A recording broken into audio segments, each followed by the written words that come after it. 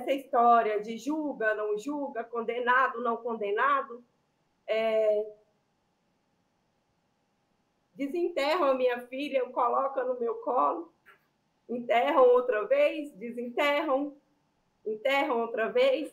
Então, o meu desespero maior é esse, sabe, João? Sem saber se eu vou ter pelo menos a justiça, um pouco da justiça feita, porque eu sei que a de Deus essa não falha e nunca vai falhar. Justiça.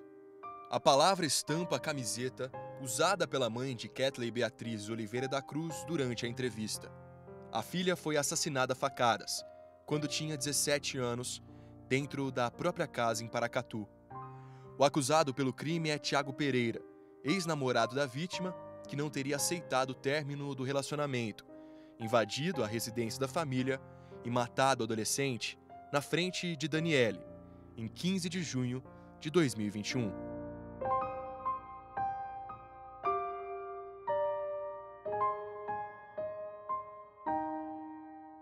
Aquele dia nunca terá fim. Todos os dias eu tenho que abrir os olhos e me acostumar que ela não está. E para uma mãe, João, é muito difícil passar por isso. Eu sinto o cheiro dela em tudo quanto é lugar, a voz, o jeito, a gravidez, eu sinto até hoje. As pessoas às vezes pensam que é exagero, mas não é. Uma mãe que perde um filho não tem recurso de esquecer. Aquele dia nunca vai ter fim, porque foi o dia que mataram junto com ela.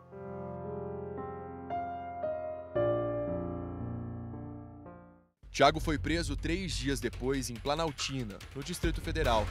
Acusado de feminicídio qualificado, Tiago foi a júri popular 2 vezes.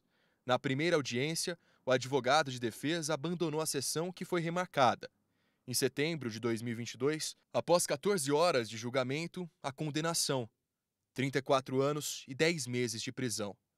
Parecia ser a esperança de, enfim, a justiça ser feita para a mãe, que segurou a filha no colo enquanto morria.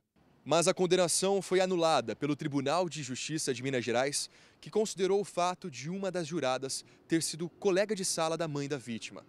Pela terceira vez, a família de Kathleen Beatriz teria que reviver o dia 15 de junho de 2021.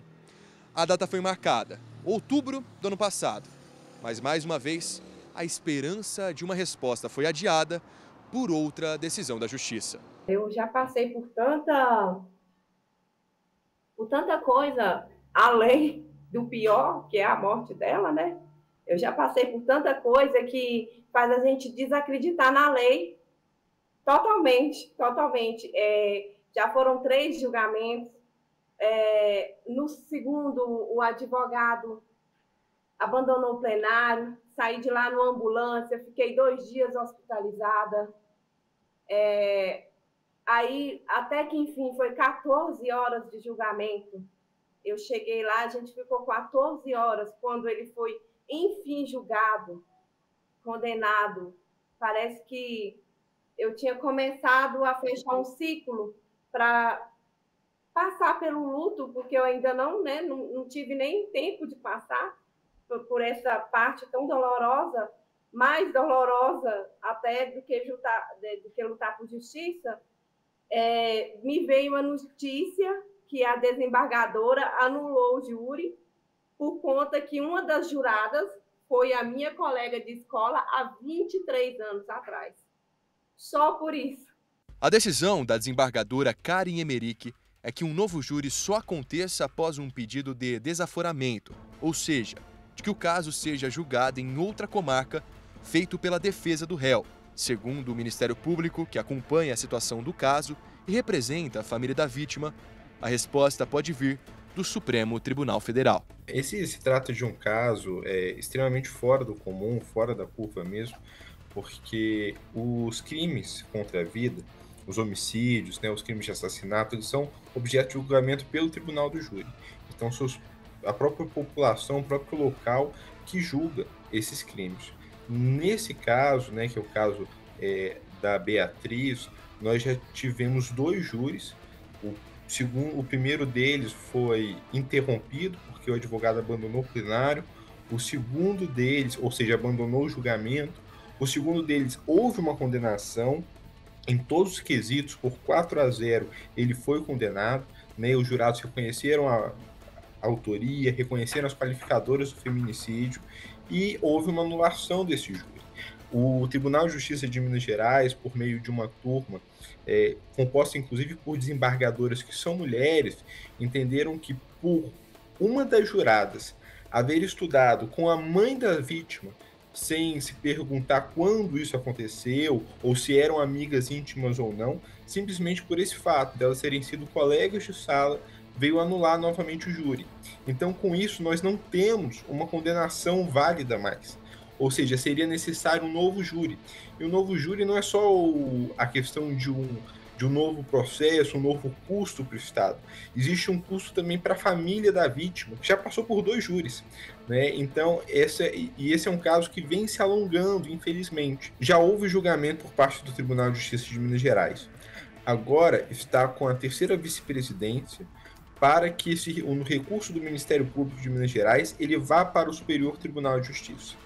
Uma vez no Superior Tribunal de Justiça, porque nós do Ministério Público entendemos que a decisão da desembargadora contraria o entendimento do Superior Tribunal de Justiça. Então esperamos que essa decisão se reverta. Não existe um prazo determinado para que o STJ julgue o caso. Nós esperamos que ainda esse ano haja uma decisão sobre o tema por parte do STJ. Uma vez havendo essa decisão, enfim, não será necessário uma nova sessão do júri, porque a decisão anterior permaneceria válida. Mesmo com a anulação do júri, Tiago Pereira está preso no presídio de Unai, de forma preventiva. Antes do assassinato de Beatriz, o acusado já tinha antecedentes criminais por tentativa de homicídio, tráfico de drogas e porte ilegal de arma de fogo. Em fevereiro de 2021, foi preso em flagrante por ameaçar Kathleen de morte. O crime aconteceu pouco tempo depois de Tiago ser solto. Quanto mais tempo se demora para realizar esse júri, pior é até mesmo para o réu, que fica prolongando com uma custódia que é preventiva, numa prisão preventiva, e uma prisão que, por ser preventiva, ela inclusive é um título judicial cujo valor é menos definitivo para ele mesmo. Então ele mesmo fica com essa situação indefinida. Atualmente, o termo técnico a ser utilizado é acusado, porque até meados do ano passado ele tinha sido condenado por uma decisão do tribunal do júri, inclusive cuja pena era superior a 15 anos. Então ele já estaria cumprindo a pena. Como essa decisão foi anulada, hoje ele não está cumprindo pena propriamente dita, ele está cumprindo uma medida cautelar. É o que nós chamamos de uma prisão provisória, uma prisão preventiva. Ele está lá porque entende o juiz que a colocação do réu em liberdade pode ofender, pode ameaçar a integridade física da própria família da vítima e pode abalar a ordem social. Então, para se resguardar a ordem pública, permite-se que ele cumpra de forma provisória essa prisão, ainda que tenha se anulado o júri que o condenou. Pelo menos está preso. Eu posso te falar com toda certeza, João, que para mim, a mãe da Kathleen Beatriz Cruz Oliveira, assassinada com 17 anos, no meu colo, não tem justiça. A justiça para mim seria ele ficar preso até ela voltar. Talvez seria um pouco da justiça. Como ela não vai voltar, então não tem justiça para mim. Mas, pelo menos estando preso, é um alívio, né? A mais, um pouquinho a mais, do que a gente possa imaginar.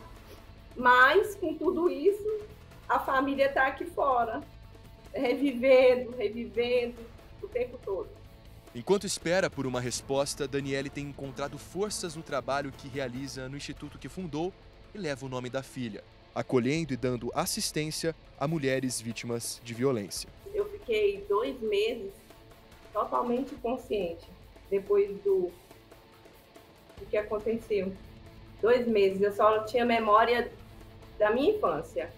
Eu tive um traumatismo, então quando eu comecei a recuperar a memória, o Instituto veio como uma válvula de escape.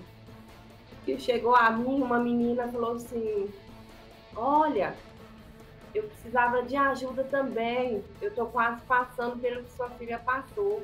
Aí me vem aquela ideia, eu preciso ajudar essas pessoas, porque eu ajudando elas, eu estarei me ajudando também. E nisso o Instituto vem fazendo esse trabalho lindo. Para você ter uma ideia, João, 45% dos crimes contra mulheres, principalmente feminicídio, do Triângulo Mineiro, está concentrado aqui em Paracatu. E nós temos quase nada de ajuda. Nada, quase nada. A violência doméstica aqui, o índice é altíssimo, altíssimo. E aí eu, pensando comigo, falei, eu preciso trabalhar para ajudar alguém, para tirar um pouco dessa sensação de impotência, por eu não ter conseguido ajudar minha filha, embora eu tenha tentado muito, né? Daniele, é nesse trabalho que você tem feito que você tem encontrado forças para aguardar uma resposta definitiva da justiça? Sim, com certeza. É nesse trabalho que eu tenho feito que eu me mantenho, porque quando vem na minha cabeça, ele não vai ser julgado. Talvez vai ser solto, porque tem essa, né, possibilidade. Eu creio num Deus que não deixará isso nunca acontecer. Mas aí logo vem alguém que eu preciso acolher, alguém que eu preciso ajudar, uma vítima que outra lá. E aí vai misturando, né, a sensação, e eu acabo tendo mais esperança um pouquinho, pelo menos para ver a justiça ser feita, porque eu acredito que vai ser feita. A esperança, eu digo, não só do Ministério Público, mas a esperança daqueles que esperam justiça nesse caso, agora recaem sobre o Superior Tribunal de Justiça, que tem a oportunidade de aplicar o que diz a lei, no caso, sua própria jurisprudência, no sentido de que a suspeição ela deve ser demonstrada. A amizade íntima, no caso houvesse essa amizade íntima entre a mãe da vítima e essa jurada. Ou seja, pelo só fato de a mãe da vítima ter estudado há 20 anos atrás como colega de sala de uma das juradas, e tendo a jurada dito em plenário que não tinha qualquer intimidade com a mãe da vítima, qualquer contato com a mãe da vítima, isso não é suficiente para se presumir uma suspeição, uma parcialidade dessa jurada. E a jurisprudência do STJ vai nesse sentido, falando, olha, a suspeição existe, mas ela precisa ser demonstrada. E nesse caso não há nenhuma demonstração. Então a esperança é uma esperança que recai na aplicação que nós entendemos correta da lei. O tanto que eu venho sofrendo do ano, do dia 15 de junho de 2021, o tanto que eu venho sofrendo de lá para cá, eu me sinto uma criminosa. Errada fui eu de ter tido a Beatriz? Talvez foi.